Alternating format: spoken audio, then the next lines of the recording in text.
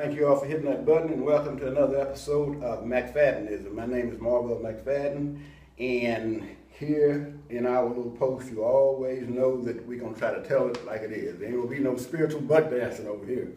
We're going to tell it just like it is. I put up a post, I think the last one I put up, I had talked about something being spiritual or a spiritual situation, and I was talking about the difference between the natural realm and the spiritual realm. And I said that when you get to where you can't explain things in the natural, then that's a spiritual situation. And someone, I think it's Blaster Master 80, he said that he had no clue what I was talking about spirit being a spiritual situation, and asked me if I could explain, if I could define spirit to him, that's what I got from that. And I thought, when I first read it, I thought this is going to be easy. It's going to be easy for me to explain, define the spirit to Blaster Master 80. But as I thought about it more and more, not only is it not easy, but it's impossible. They say that to those that know, no explanation is necessary. But those that don't know, no explanation is possible. So if you don't already know what the spirit is, then there's no way I can explain it to you, because it can't be accessed from the natural realm. It's something that have to be revealed to you. But I'm going to try anyway. Let me see if I can define something that is spiritual and something that is natural. Now, okay. What I'm going to let's take an apple, for example. I read this somewhere, and I thought this was a really good analogy.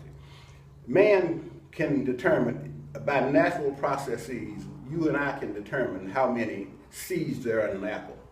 You can cut an apple open and you can count the number of seeds in it, and you can know that there's 6 or there's 4, whatever. By natural processes, you can come to an ironclad conclusion as to how many seeds are in an apple.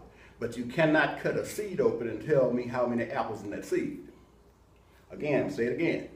By natural processes, you can know how many seeds are in an apple, but you cannot, by natural processes, know how many apples in a seed.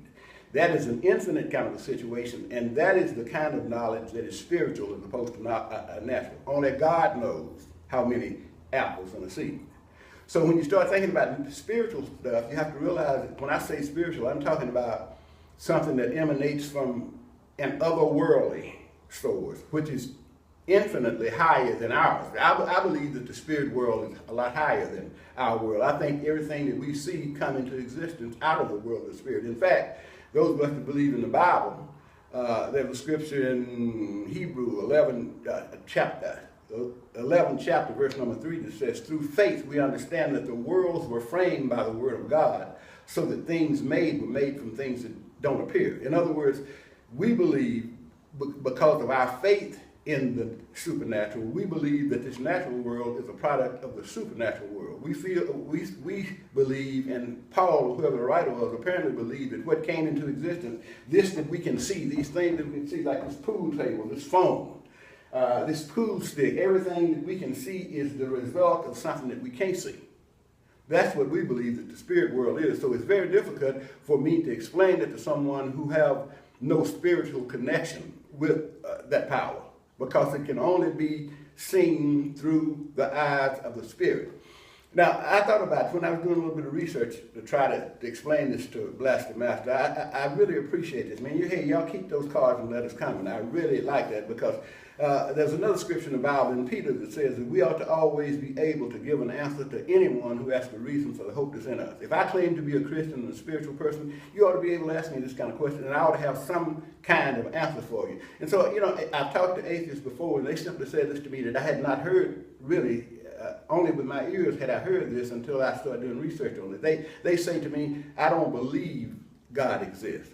God does not exist. And I get the thing where you got to be crazy not to believe God exists. But the reality, they don't have to be crazy. And for what they are actually saying, and I want you to stay with me, Christian people, don't hang up on me now, listen to this.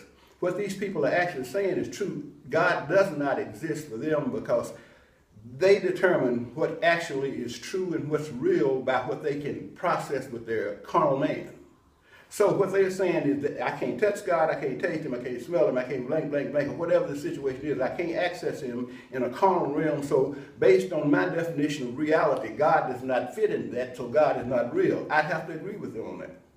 So based on their definition of what's real, God is not real as far as they're concerned. Think about this, for example. If you were called to downtown to be a witness in a courtroom for something, and if the attorney asked you, once he had you on the stand, if he said to you, is God real? And you would say, yes, God is real. Then the opposing attorney would stand up and say, I object. He would tell the judge, I object. And the judge would say, on what ground do you object? He said, because you can't prove to me with information that will stand the burden of proof that God is really real. And the judge, if he could even be a Christian, but he would have to say, okay, sustain. He would have to sustain the objection, because God, or the existence of God, will not stand the burden of proof based on what we consider to be real. So when an atheist tells me God is not real, I have to agree with him. What you're saying is not inaccurate, but there's another story. There's another side of the story. We access God through our faith. We believe God because God is real to us because we believe that he is real. And as a result of our believing he is real to us, because we don't determine what is real. In other words, my definition for what's real is not the same as an atheist definition of what's real, and it certainly is not arrived at by the same means. Now, I really appreciate this. Now, I'm not going to hold you. I want you to listen to this, and then I want to hear your comments on this, because we're going to get into faith next time I put up a post. I'm going to explain what faith really is, and it's going to be fairly simple, but you're not going to want to miss that. So if you have further questions or comments, if I didn't make myself clear, if this is still kind of nebulous to you, I mean, if it's foggy and hazy and you don't understand, please feel free to ask me whatever questions that you want to ask me, because as a Christian, I should be able to give an answer to all of those who ask a reason for the hope that's in me. So keep them cards and letters coming. I really appreciate you, and we'll talk to you on the next round.